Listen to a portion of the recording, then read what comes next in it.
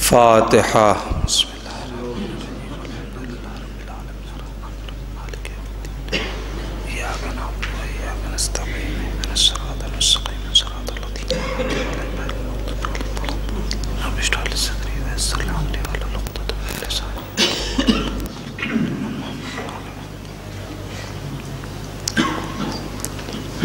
لا حول ولا قوة إلا بالله العلي العظيم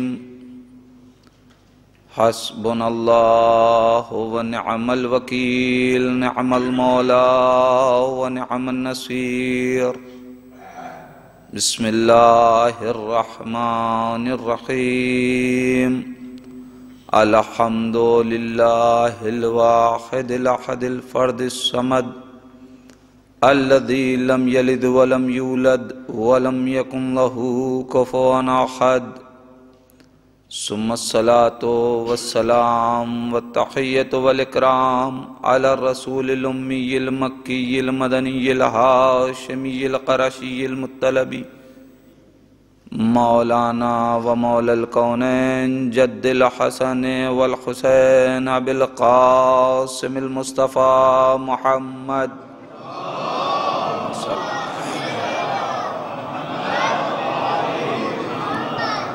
ولعنة الله على أعدائهم أجمعين من الآن إلى قيام يوم الدين وبعد يوم الدين اللهم لعن قاتلي فاطمة الزهراء سلام الله عليها أما بعد فقد قال الحسين عليه السلام بسم الله الرحمن الرحيم اللهم إنك تعلم إنه لم يكن ما كان منا تنافسا في سلطان ولا التماسا في فضول الحطام ولكن لنري المعالم دينك ونظهر الإصلاح في بلادك ويأمن المظلومون من عبادك ويعمل بفرائضك وسنتك وأحكامك صلوات پڑھیں محمد وآلہ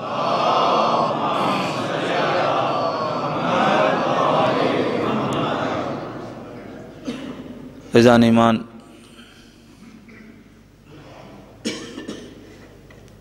یہ شب زیارت سید الشہداء ہے۔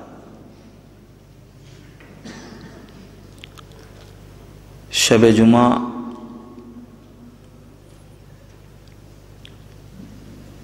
سرکار سید الشہداء کی زیارت سے منسوب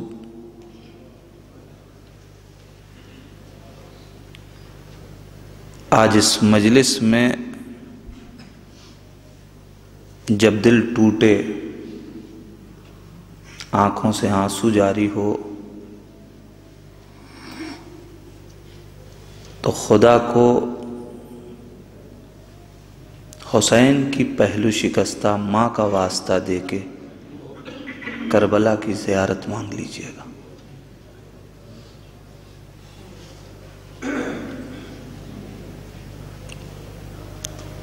یہ میری اپنی ایک عادت ہے کہ میں اگر شب جمعہ کبھی مجلس پڑھتا ہوں کہیں بھی، تو میں ایک روایت سے ہی ضرور زیارت کے لیے پڑھتا ہوں۔ کیا ہے سرکار سید الشہداء کی زیارت کا ثواب؟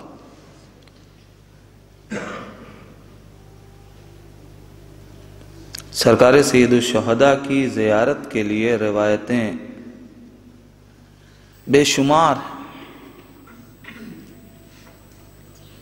ان میں سے ایک روایت جو متعدد سلسلہ روات سے اور کتابوں میں نقل کی گئی، وہ یہ ہے کہ جب کوئی بندہ امام کی زیارت کا قصد کرتا ہے، روایت کے جملوں پہ غور کیجئے گا، جب زیارت کا ارادہ کرتا ہے، اور آپ جانتے ہیں کہ ارادہ اور ہے، عمل اور ہے۔ ضروری نہیں ہے کہ انسان ارادہ کرے اور وہ مکمل ہو جائے. عرفت اللہ بفسق العزائم، مولائے کائنات نے فرمایا کہ میں نے اپنے پروردگار کو پہچانا ارادوں کے ٹوٹ جانے سے. بعض وقت اس کا ترجمہ اس طریقے سے بھی ہو جاتا ہے کہ عرفت اللہ بفسق العزائم، میں نے اپنے پروردگار کو پہچانا اپنے ارادوں کے ٹوٹ جانے سے. یہاں مولائے کائنات نے یہ نہیں کہا کہ اپنے ارادوں کے ٹوٹ جانے سے، اس لیے کہ معصوم کے ارادے ٹوٹتے نہیں ہیں. عرفت اللہ بفسق العزائم تو ضروری نہیں ہے کہ انسان قصد کرے اور پورا ہو جائے. لیکن ہماری جان قربان کتنے کریم ہیں یہ کہ جب کوئی بندہ حسین کی زیارت کا قصد کرتا ہے تو اللہ 70,000 بعض روایتوں میں اور بعض روایتوں میں اس سے کم اور زیادہ دونوں روایتیں ہیں کہ ملائک کو منتخب کرتا ہے کہ جاؤ اور جا کے اس کی زیارت میں آسانیاں فراہم کرو. اور جب یہ بندہ اب اپنے اس قصد کو عملی جامہ پہنائے تو پھر حکم ہوتا ہے کہ اب سفر میں اس کی مشایعت کرو، اس کے ساتھ چلو. بندہ کربلا پہنچ گیا، پروردگار کیا فرشتوں کا کام ختم ہو گیا؟ کہا نہیں، اب اس کے ساتھ تم بھی حسین کی زیارت کرو اور یہ زیارت بھی اس کے نام اعمال میں لکھی جائے گی.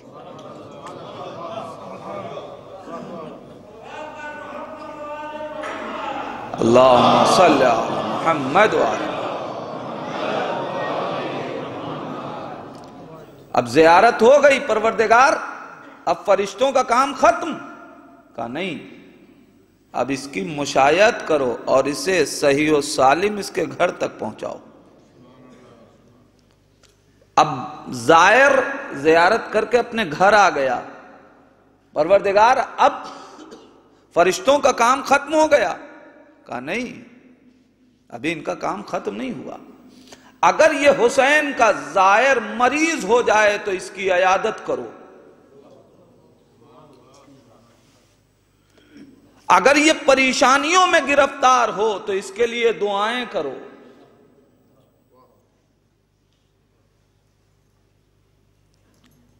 زندہ ہے زائر، یہ سارے امور انجام پا رہے ہیں. پروردگار اب یہ زائر ابدی نیند سو گیا، اب فرشتے واپس آ جائیں؟ کہا نہیں، اب اس کے جنازے میں چلو، اس کے دفن میں شرکت کرو. پروردگار ختم مرحلہ. کہا نہیں، قیامت تک اب اس کی قبر پہ بیٹھ کے اس کے لیے استغفار کرتے رہو. عزیزان ایمان ذرا سوچئے، 70,000 معصوم فرشتے بیٹھ کے قیامت تک جس کی قبر پہ اس کی طرف سے استغفار کریں، محشر میں نامہ اعمال میں اس کے کوئی گناہ بچے گا؟ میں کیا کہہ رہا ہوں عزیزان ایمان. اس کا مطلب یہ ہوا کہ ساری کائنات کے نامہ اعمال مرنے کے بعد بند ہو جاتے ہیں، مگر حسین کی زیارت کا شرف یہ ہے کہ مرنے والا مر جاتا ہے مگر اس کا نامہ اعمال بند نہیں ہوتا، بلکہ اس کی طرف سے استغفار کا سلسلہ جاری رہتا ہے. اور اب ذرا سوچئے، جب انسان زندہ رہتا ہے تو گناہ بھی کر رہا ہے، اس کے بعد استغفار کر رہا ہے، پھر گناہ میں مرتکب ہو جائے پھر استغفار کرے گا، لیکن مرنے کے بعد استغفار کا سلسلہ تو جاری ہے، گناہ کا سلسلہ نہیں ملتا. ایک حسین کی زیارت کیا کچھ عطا کر رہی ہے. خدا کہہ رہا ہے اگر کوئی بندہ گناہ کر کے مجھ سے معافی مانگ لے تو میں اس کی معافی قبول کر لیتا ہوں. اس کے استغفار کو قبول کر لیتا ہوں. جب گناہگار استغفار کرے تو اس کی توبہ قبول ہو جائے، تو اب معصوم زبان اگر اس کے لیے استغفار کرے، یہ شرف کون دے رہا ہے؟ شرف حسین کی زیارت عطا کر رہی ہے. عجیب روایت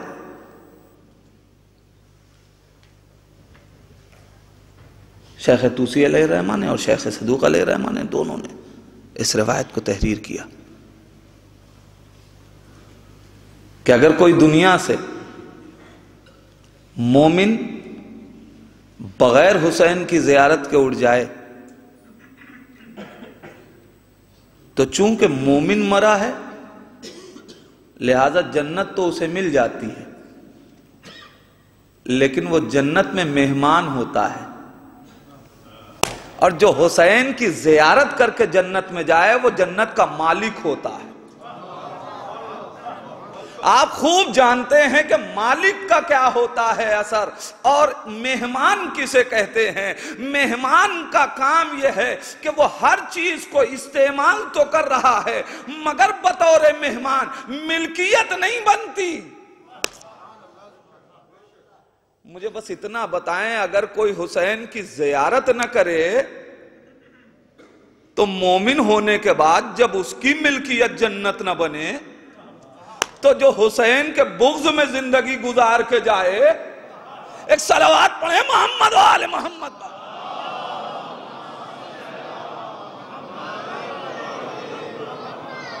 لہذا ہمیں سوچنا ہے، پروردگار ہمیں توفیق عطا کر دے کہ ہم حسین کے ظاہر بن جائیں. ظاہر ہے بہت سے افراد ایسے ہوتے ہیں، جب میں ثواب زیارت کا پڑھتا ہوں تو اس روایت کو ضرور پڑھتا ہوں، کیونکہ بہت سے افراد کبھی کبھی ایسے ہوتے ہیں کہ جن کے حالات ایسے نہیں ہیں کہ وہ حسین کی زیارت کو جا سکیں، تو ان کا دل ٹوٹتا ہے. پروردگار ہمارے پاس ایسے وسائل مہیا نہیں، ہمارے ایسے حالات نہیں ہیں.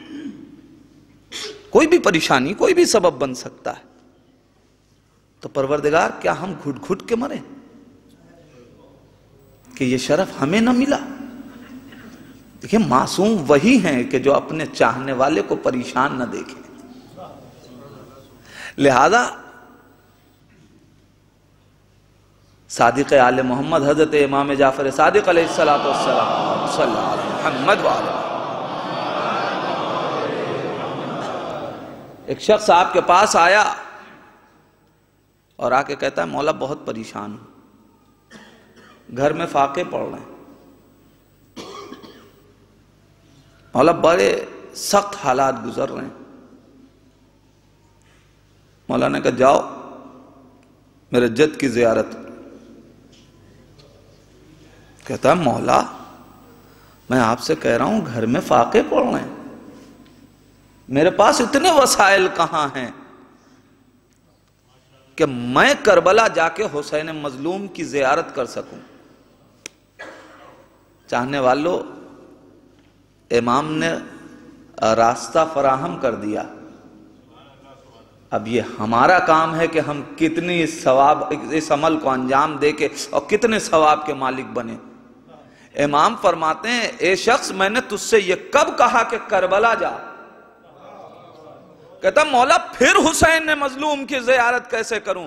کہا جا اپنی چھت پہ چلا جا گھر کی، اور آسمان کے نیچے کھڑے ہو کے 3 مرتبہ کہے صلی اللہ علیہ یا ابا عبداللہ، صلی اللہ علیہ یا ابا عبداللہ، صلی اللہ علیہ یا ابا عبداللہ. اللہ تجھے حسین کا زائر محشور کرے گا.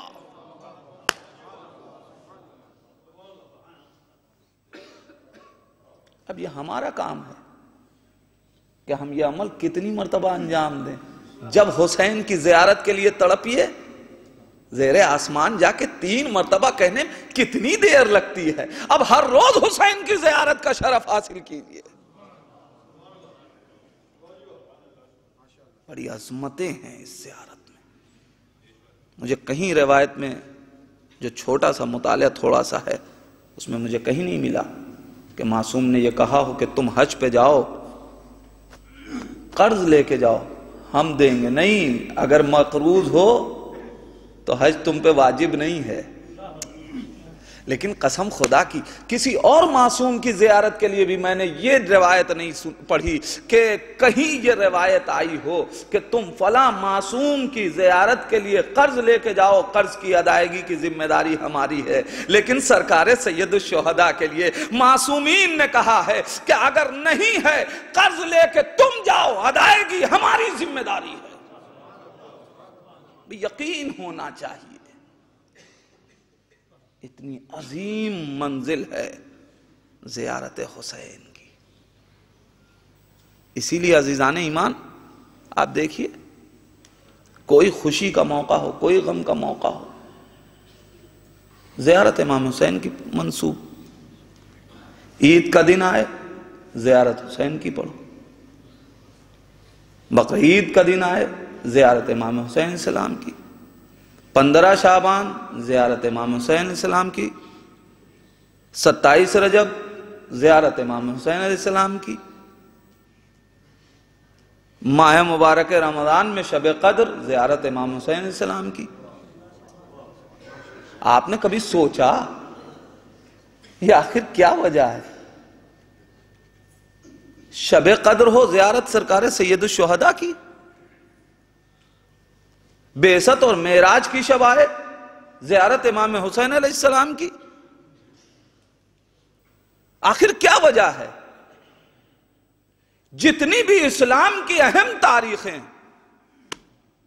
ہر تاریخ میں امام حسین علیہ السلام کی زیارت کیوں ہے؟ ولادت ہے امام آخر کی، زیارت امام حسین علیہ السلام کی. کبھی ہم نے سوچا کہ آخر کیا وجہ ہے؟ کیوں؟ اس کا مطلب یہ ہے کہ اسلام کے ہر اہم دن کا تعلق حسین سے ہے. ارے میں کیا کہہ رہا ہوں عزیزان ایمان، اسلام کے جتنے بھی اہم دن ہیں ہر دن کا تعلق حسین سے ہے. لہذا چاہے بعثت ہو سلام حسین کو کرو، چاہے معراج ہو زیارت سرکار سید الشہداء کو، چاہے 15 شعبان سلام امام حسین کو، چاہے شب قدر زیارت سرکار سید الشہداء کی. تو ایک بات تو اتنی سمجھ میں آتی ہے کہ اس کا مطلب یہ ہے کہ ان تمام اسلامی دنوں کا تعلق حسین سے تو ہے. شاید یہ منسوب کر کے مولا یہی تو بتانا چاہتے ہیں، اسلام یہی سمجھانا چاہتا ہے کہ جب اسلام کی کوئی اہم تاریخ حسین کے بغیر نامکمل ہے تو اسلام بغیر حسین کے کیسے کامل؟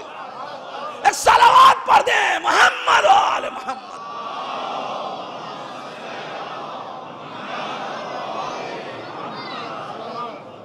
جب اسلام کی ہر اہم تاریخ، اے پروردگار یہ کیا فلسفہ ہے کہ جتنے اسلام کی اہم تاریخیں ہوں ہم حسین مظلوم کو سلام کریں.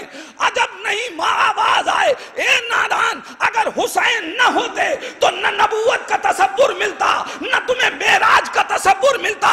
اگر حسین نہ ہوتے تو شب قدر میں سجدے کرنے کا شعور کہاں سے ملتا؟ اگر حسین نہ ہوتے تو شب قدر رہ کہاں جاتی؟ اس لیے کہ قرآن کو اگر معیار اور اعتبار ملا ہے تو قتل حسین سے ملا ہے.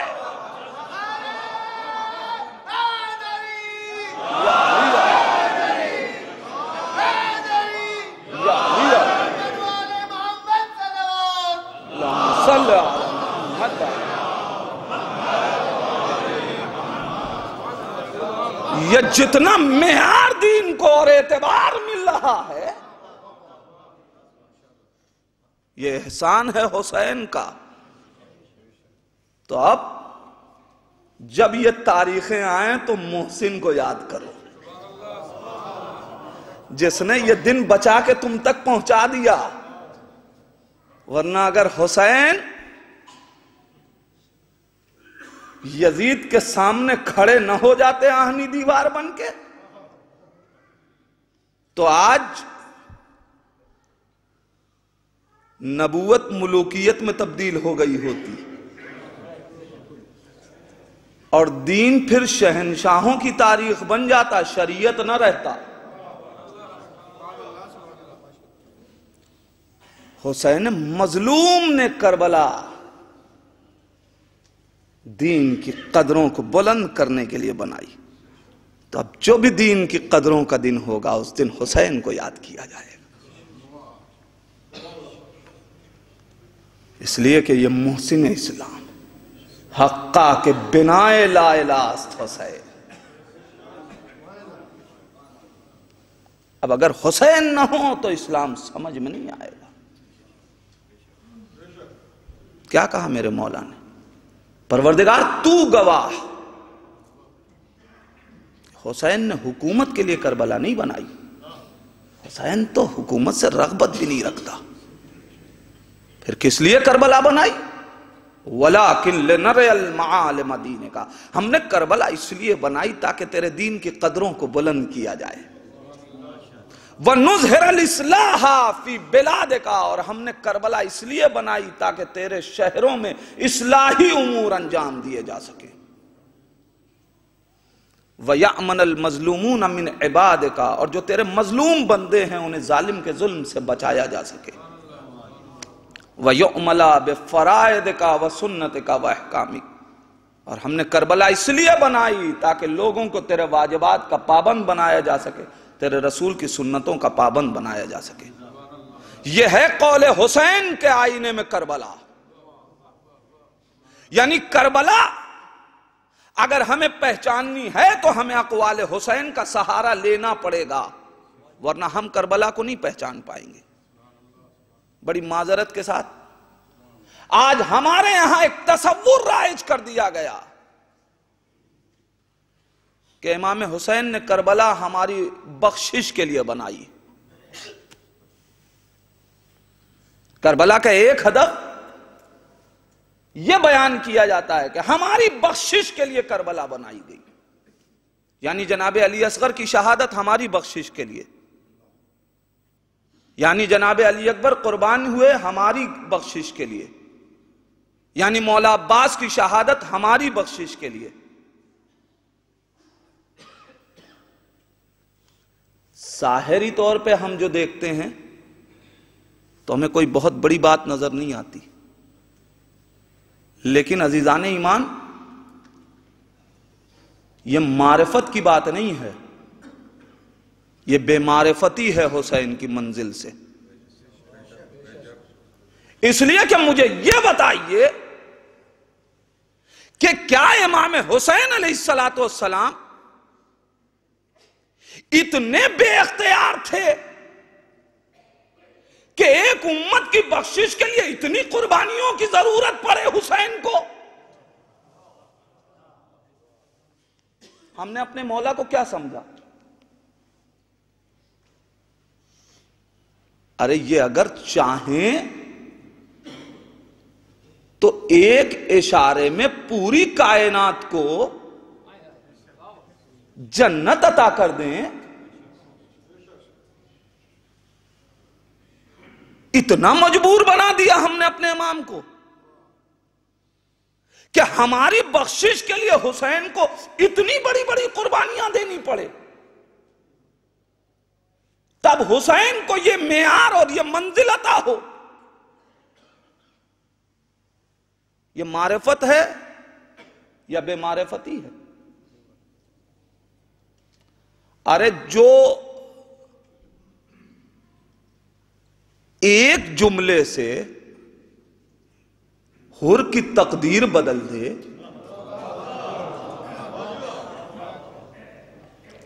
اسے امت کی بخشش کے لیے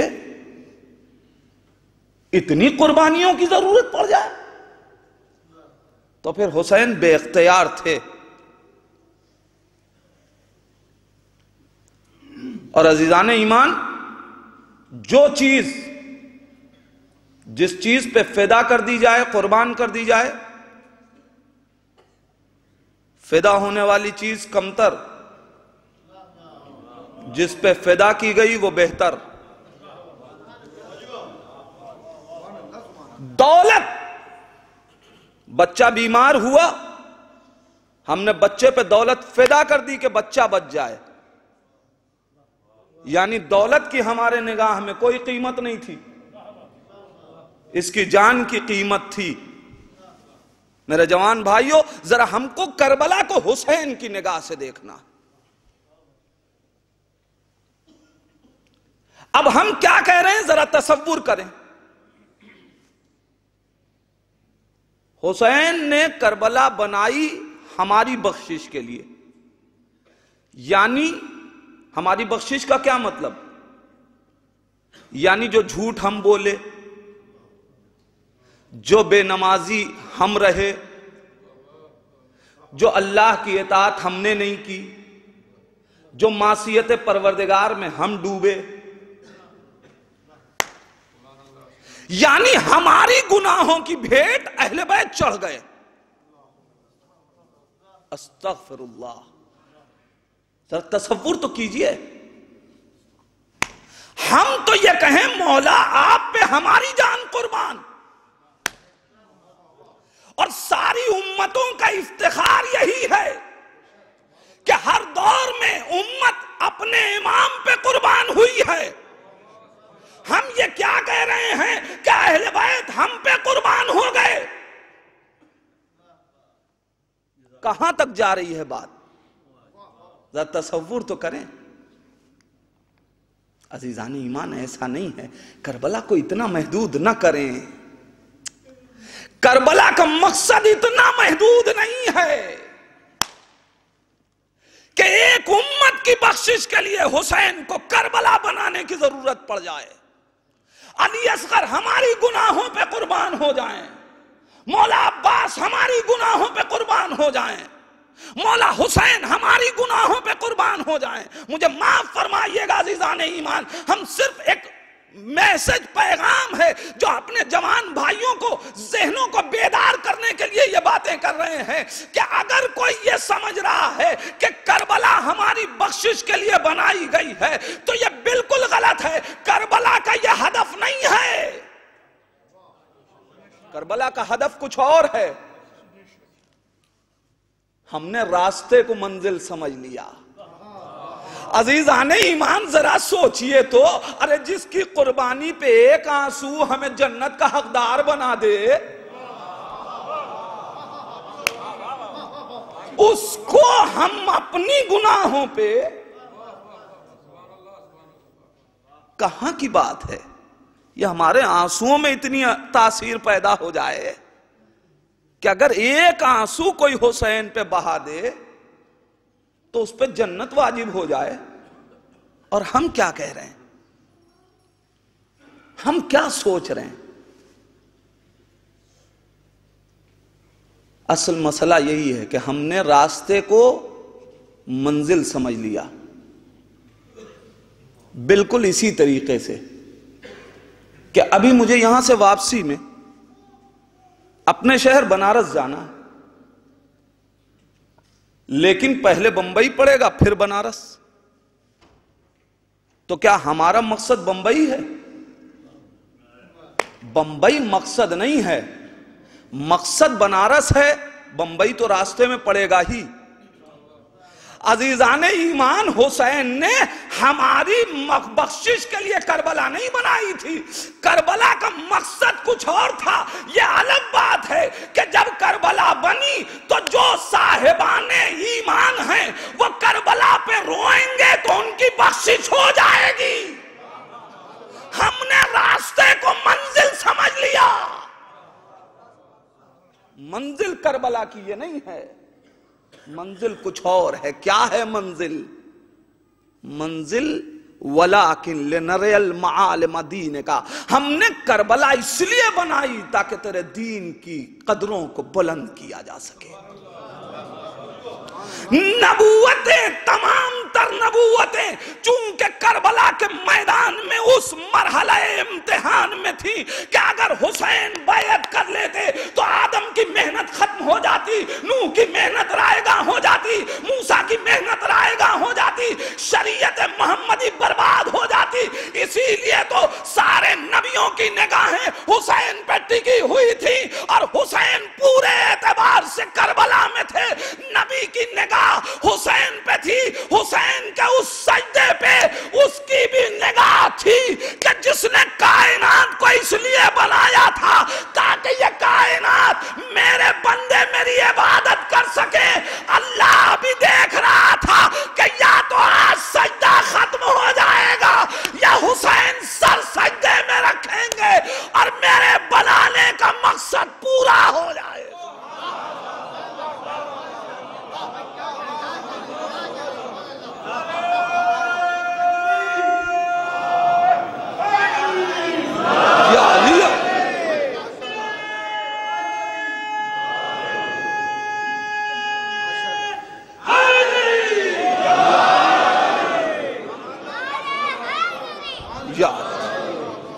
ما خلقت الجن والانس الا لیعبدون۔ اللہم صلی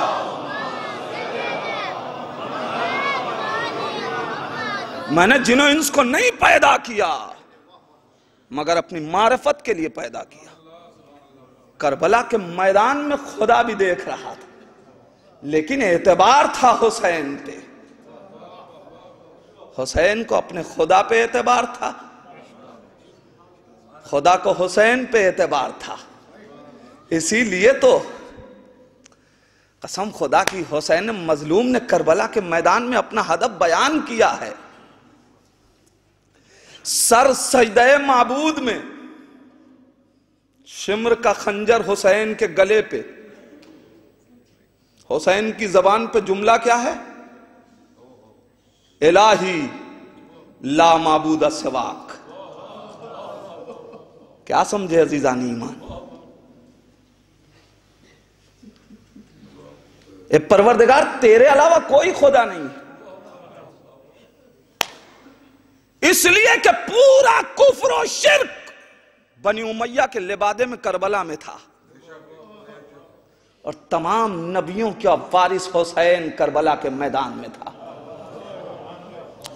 آج کربلا میں یہ تصور پیدا کیا جا رہا تھا کہ ایک دوسرا فرعون کھڑا ہو جائے، لیکن وارث موسیٰ اور وارث ابراہیم و نوح نے کربلا کے میدان میں سر سجدے میں لا معبودہ سواک۔ شمر کہتا ہے، کوئی دوسرا راوی نہیں ہے اس کا، قاتل خود روایت کر رہا ہے کہ جب میں نے حسین کے لب ہلتے ہوئے دیکھے تو میں نے کان لگا کے سنا کہ حسین کیا کہہ رہے ہیں۔ قاتل یہ سمجھ رہا تھا کہ اب بد دعا کر رہے ہوں گے، تڑپ رہے ہوں گے، ہمیں برا بھلا کہہ رہے ہوں گے۔ قسم خدا کی عزیزان ایمان، قاتل یا کوئی بھی ظالم جب ظلم کرنے کے بعد کوئی اس کو برا بھلا کہے تو اسے خوشی ہوتی ہے کہ ہم نے اس کو اتنا تڑپا دیا کہ اب یہ ہمیں برا بھلا کہہ رہا ہے۔ اتنے زخموں کے بعد سر حسین کا سجدے میں، شمر کا گردن حسین کے ساتھ گردن پہ، شمر کا خنجر حسین کی گردن پہ، شمر یہ سوچ کے سننے گیا کہ اب ہم نے حسین کو تڑپا دیا، مگر وہ حسین ہی کیا جو قاتل کو تڑپتا نہ چھوڑ دے۔ حسین نے ایسے موقع پہ بھی قاتل کے لیے کچھ نہ کہا۔ اب قاتل کہہ رہا ہے، میں یہ سمجھ رہا تھا کہ حسین ہمارے لیے بد دعا کر رہے ہوں گے، لیکن حسین اس عالم میں بھی اس مقصد کو بیان کر رہے تھے، لا معبود سواک، اللہ کے علاوہ کوئی خدا نہیں ہے۔ یعنی یاد رکھنا، ارے مجھ پہ کتنا بھی ظلم کر لو لیکن کسی اور کی حاکمیت ہم برداشت نہیں کر سکتے۔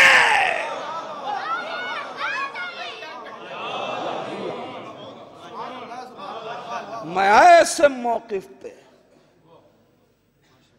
حسین خدا کی وحدانیت کا اقرار کر رہا، قاتل تڑپتا رہ گیا کہ ہم انہیں نہ تڑپا سکے،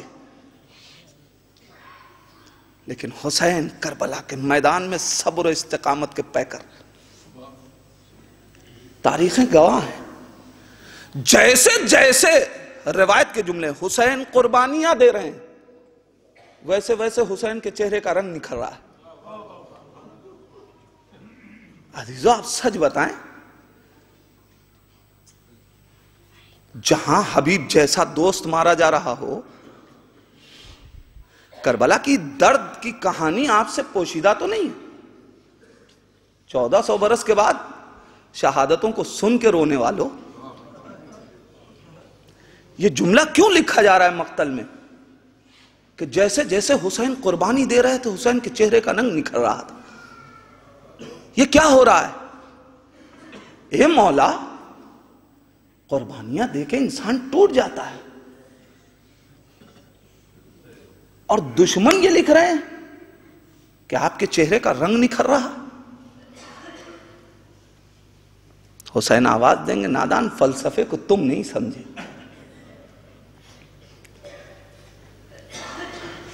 مجھے یہ سارے انصار خدا نے امانت کے طور پہ دیے تھے کہ حسین آدم کا وارث بناؤں گا مگر حبیب کو قربان کرنا پڑے گا، ابراہیم کا وارث بناؤں گا مگر تم کو زہیر کی لاش پہ نوحہ پڑھنا پڑے گا، حسین تم کو 1,24,000 نبیوں کا وارث بنایا جائے گا مگر 6 مہینے کے بچے کا جنازہ اپنے ہاتھوں پہ اٹھانا پڑے گا۔ حسین کے چہرے کا رنگ کیوں نکھر رہا ہے؟ عزیزو، جسے ہم مصائب سنتے ہیں، اصل میں مصیبتوں میں فضیلت اہل بیت ہے، کیا کیجئے گا؟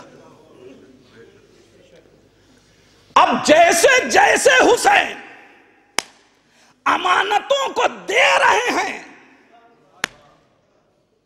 حسین کو اس بات کا غم ہے کہ ساتھی چھوٹ رہا ہے، تو دوسری طرف سے اس بات کی خوشی ہے کہ میں ابھی تک خدا کی راہ میں قائم۔ جب کڑیل جوان کے سینے سے برچھی کھینچی ہے حسین نے، حسین اگر تڑپے ہیں تو امتحان خلیل یاد کر کے سجدہ شکر میں سر بھی رکھا کہ پروردگار اتنے سخت امتحان سے حسین گزر گیا، چونکہ دین کی قدروں کو بچانے آئے تھے۔ عزیزان ایمان، آپ کے دل ٹوٹے ہوئے ہیں، ذرا ایک بار سوچئے تو، جس حسین نے اتنی بڑی بڑی قربانیاں جس دین کو بچانے کے لیے دے دی، ہم اس دین کے ساتھ انصاف کر رہے ہیں یا نہیں؟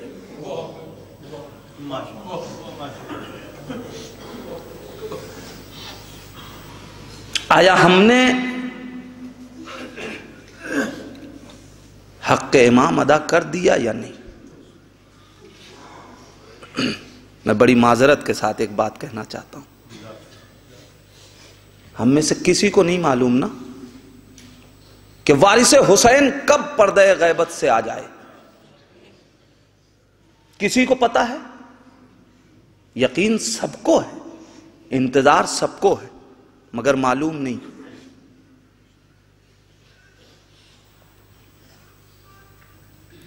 کیا کوئی بھی اس میں سے ہے ایسا؟ کوئی سوال ہی نہیں اٹھتا کہ جس کے دل میں یہ ہو کہ ہم اپنے امام کے سامنے کوئی گناہ کریں۔ ہم عزا خانوں میں جائیں تو ہم یہ چاہتے ہیں کہ وہاں کوئی بے ادبی نہ ہو، تو ہم اپنے ائمہ کے سامنے گناہ کیسے کریں گے؟ کوئی سوال ہی نہیں اٹھتا کہ امام سامنے ہو اور ہم گناہ کا تصور کریں۔ میں پھر معذرت چاہتا ہوں، میں صرف متوجہ کرنا چاہتا ہوں، سب کی اپنی اپنی ذمہ داری ہے۔ اگر ابھی امام آ جائیں اور کہیں آؤ ہمارے چاہنے والوں.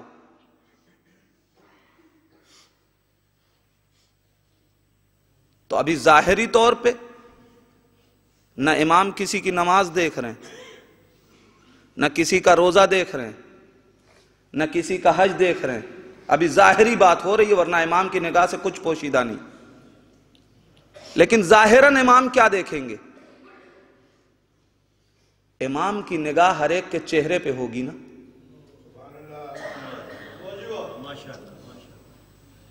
اب اگر ہمارے چہرے پہ داڑھی نہیں ہے،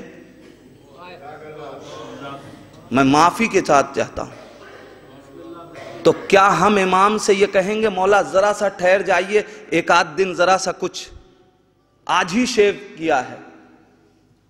یہ نہیں کہہ سکتے نا، ہمارے اختیار میں نہیں ہے. تو جب ہم منتظر ہیں تو مہمان کی آمد کے انتظار میں اس کے لیے تمام چیزیں فراہم رکھی جاتی ہیں، آنے کے بعد انتظام نہیں کیا جاتا.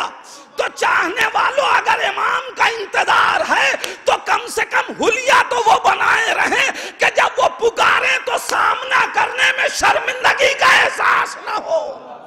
ایک صلوات پڑھ دیں محمد و آل محمد.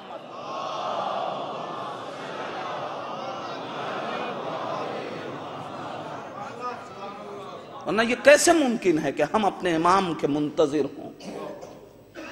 حسین نے دین کی قدروں کے لیے قربانیاں دی ہیں. یہ احکام اسلامی یہ دین کی قدریں ہیں. کوئی حسینی کبھی دین کی قدر پامال نہیں کر سکتا، متوجہ نہیں ہے انسان. عزیزو بڑی قربانیاں دی ہیں حسین مظلوم، لیکن یہ عزاداری یہ بھی دین کی قدر ہے. اس کی حفاظت کی ذمہ داری بھی ہماری اور آپ کی ہے. آج ہم بہت سکون سے عزاداری کر رہے ہیں، اور میں شکر گزار ہوں اس حکومت کا کہ اس نے ہمیں اتنی آزادی سے حسین کے ذکر کی اجازت دے رکھی ہے. خدا ان کی توفیقات میں اضافہ فرمائے. ورنہ کیسے کیسے مراحل سے یہ عزاداری گزری ہے. چونکہ شب جمعہ ہے لہذا آج میں مصائب بھی اسی حسین کی زیارت کے سلسلے میں آج کچھ باتیں اور کرنا چاہتا تھا لیکن وقت نہیں ہے.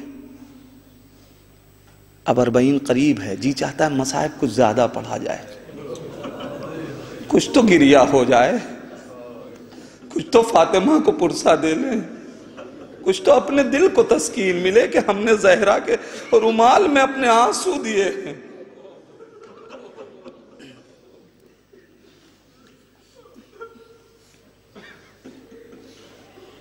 آج بہت سے لوگ چاہتے ہوں گے کہ 40 میں ہم کاش کربلا میں ہوتے، حسین کی زیارت کرتے.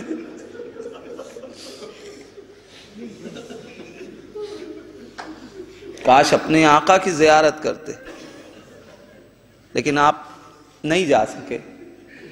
دل تڑپ رہا ہے نا کہ ہم 40 کے دن اور کربلا نہیں جا سکے. لیکن ابھی ایک احساس ہے نا کہ اس سال نہ صحیح آئندہ برس. ایک جملہ کہوں عزادارو، پرسہ دے لیجئے گا. ایک حسین کی بچی تھی، اس کو بھی کربلا جانے کا بڑا اشتیاق تھا.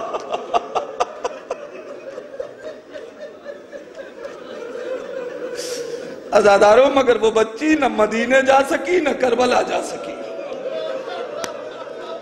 40 میں سارا قافلہ رہائی پا کے کربلا پہنچ گیا، مگر سکینہ زندان شام میں سوتی رہے.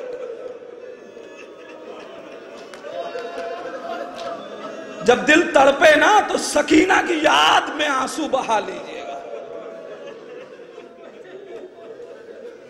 پروردگار تجھے واسطہ ہے محمد و آل محمد کا، ان آوازوں پہ اپنی رحمت نازل فرما۔ اے پروردگار ہمارے ان آنسوؤں کو رومال سیدہ میں جگہ عنایت فرما۔ یہ حسین کی زیارت بڑی اہمیت کی حامل ہے، بڑی قربانیاں دی گئی ہیں عزاداروں۔ متوکل کے زمانے میں اعلان کر دیا گیا کہ کسی کو اجازت نہیں ہے کہ وہ حسین کی زیارت کو جائے۔ اگر کسی کو زیارت پہ جانا ہے تو 2 افراد آئیں، ایک کو قتل ہونا ہوگا، دوسرا زیارت پہ جائے گا۔ ہمارا کروڑوں سلام ان افراد پہ جنہوں نے قربانیاں دے کے زیارت حسین کو بچایا۔ انہی میں تاریخ نے ایک نام ناصرہ رکھا ہے۔ تاریخ کہتی ہے جب اعلان کر دیا متوکل نے کہ 2 افراد آئیں، ایک کو قتل کیا جائے گا، دوسرا زیارت پہ جائے گا، حسین کی ایک چاہنے والی جس کا نام ناصرہ تھا، اس نے آغوش میں اپنے بچے کو لیا اور لے کے کربلا کی سرحدوں کی طرف چل دی۔ بہت گریہ کریں گے عزاداروں۔ سرحد کربلا پہ آ گئی زیارت حسین کے لیے۔ متوکل کے لوگوں نے دیکھا، کہا اے آنے والی کہاں جانا چاہتی ہے؟ کہا حسین کی زیارت کو۔ کہا کیا تو نے قانون نہیں سنا، اعلان نہیں سنا؟ کہاں اعلان سنا ہے، اسی لیے تو اس بچے کو لے کے آئی ہوں۔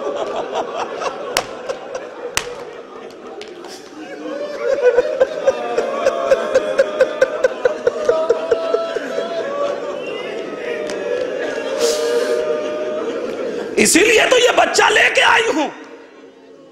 اور اس کے بعد اپنے بچے کی طرف مخاطب ہو کے کہا میرے لال، اگر تو اس قابل ہوتا کہ اپنے قدموں سے چل کے میرے آقا کی زیارت کو جا تو یہ ماں قربان ہوتی، تجھے زیارت کو بھیجتی۔ چونکہ میرے لال تو اس قابل نہیں ہے، لہذا تجھے قربان کروں گی، خود زیارت کو جاؤں گی۔ بی بی کا یہ حوصلہ دیکھ کے ظالم کا ظلم بڑھ گیا۔ کہا بی بی اب ایسے نہیں، اس بچے کو تمہیں اپنے ہاتھوں سے قربان کرنا پڑے گا۔ عزاداروں مجھے نہیں معلوم ناصرہ نے اپنے بچے کی گردن پہ چھری کیسے چلائی، عجب نہیں کربلا کا رخ کیا ہو۔ آواز دیو بی بی رباب، مجھے حوصلہ دو تاکہ میں حسین پہ اپنے بچے کو قربان کر سکوں۔ بچے کو قربان کیا، ناصرہ دوڑتی ہوئی کربلا۔ جزاکم ربکم، روضہ حسین پہ آئی۔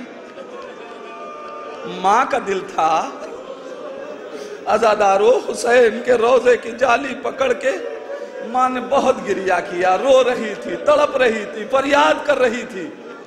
اسی اثنا میں ایک بی بی آئی، آ کے کہتی ہے ناصرہ۔ اب جیسے ہی ناصرہ نے اپنا نام سنا گھبرا گئی کہ مجھے اس دیار میں جاننے والا کون، میرا نام لے کے پکارنے والا کون۔ اب جو بی بی کو دیکھا گا، بی بی کیا کہنا چاہتی ہو، تم مجھے کیسے پہچانتی ہو؟ کہا میں تجھے پہچانتی نہیں۔ کہا پھر میرا نام کیوں لیا؟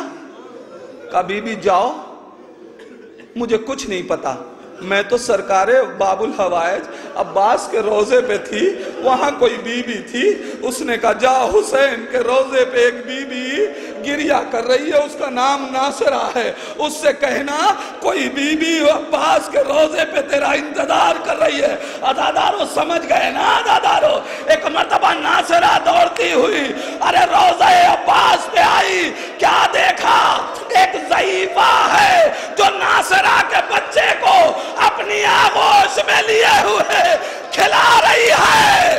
ناصرہ نے ایک مرتبہ دیکھا، کہا بی بی ارے اس بچے کو تو میں حسین پہ قربان کر کے آئی تھی، اے بی بی یہ بچہ تیرے پاس کیسے آ گیا؟ ارے معظمہ نے سر اٹھایا، کہا ناصرہ ارے جس حسین پہ قربان کیا میں اس کی دشیاری ماں فاطمہ۔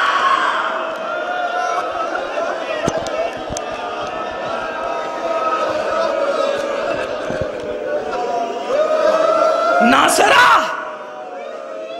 मैं फातिमा हूं, फातिमा ये अपना बच्चा ले ले। अरे जुमला खत्म हो गया, वाकया खत्म हो गया आजादारो। लेकिन जी चाहता है दस्ते अदब जोड़ के बीबी सैयदा से कहूं, ए बीबी, एक हुसैन की कनीज का गिरिया देखा न गया, ए बीबी करबला आ जाओ। अरे रबाब अली असगर का मातम कर रही है, ए बीबी रबाब अपनी जलती हुई को देख के तड़प रही है। जज़ाकल्लाह आज़ादारो, आप मुसाब हो रहे हैं, दुआएं कर लें आज़ादारो।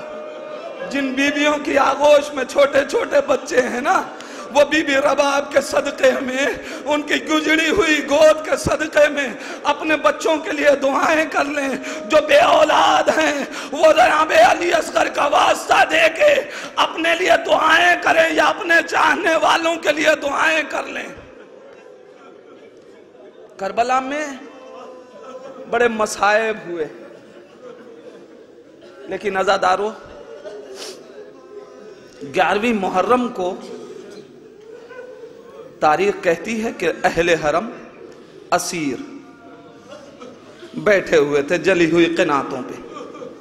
एक मर्तबा फिज़्ज़ा आई, बीबी रबाब से कहती हैं, बीबी बड़ा गजब हो गया। रबाब कहती हैं, ए फिज़्ज़ा अब क्या गजब होगा, मेरा वालियो वारिस मारा गया। ए फिज़्ज़ा अब कौन सा गजब होगा, हमारे खैमे जलाए जा चुके, चादरें छीनी जा चुकी, हम अहले हरम खाक पे बैठे हैं। ए फिज़्ज़ा अब कौन सा गजब होगा। सुनेंगे आज़ादारो, फिज़्ज़ा कहती है, बीबी अभी मैंने सुना है शुहदा के सर शुमार किए जा रहे थे।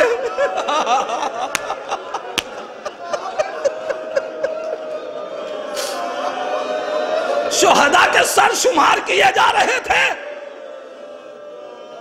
71 सर नजर आया। पेसरे साद ने पूछा कि हुसैन ने 72 कुर्बानियां दी थी, एक कुर्बानी का कहां है, एक सर नजर नहीं आता, वो कौन सी कुर्बानी है।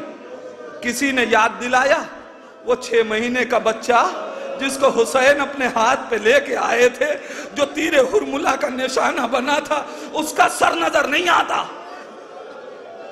का वो बच्चा कहां है। किसी ने कहा मैंने देखा था, हुसैन उसे पुश्ते खैमा लेके गए थे, दफन कर दिया था।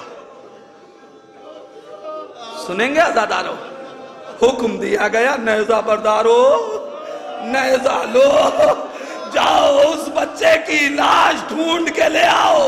ए रबाब बड़ा गजब हो गया, नेज़ा बरदार अली असगर का जनाजा तलाश करने के लिए निकले हैं।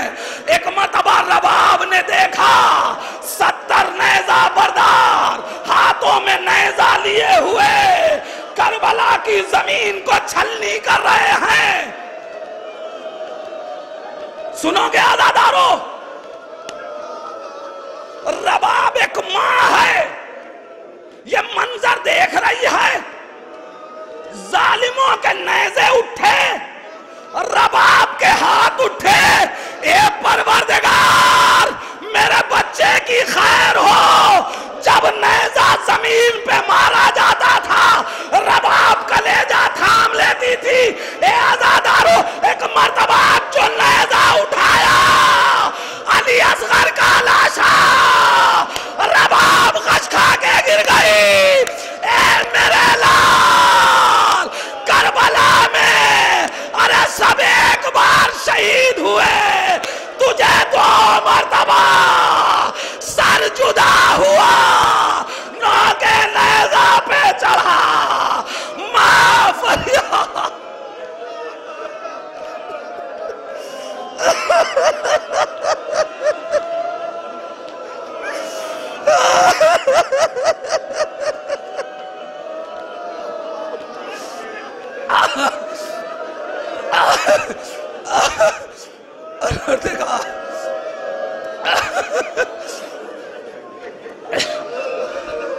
बारेला تجھے واسطہ ہے محمد و آل محمد کا، ان آوازوں پہ اپنی رحمت نازل فرما۔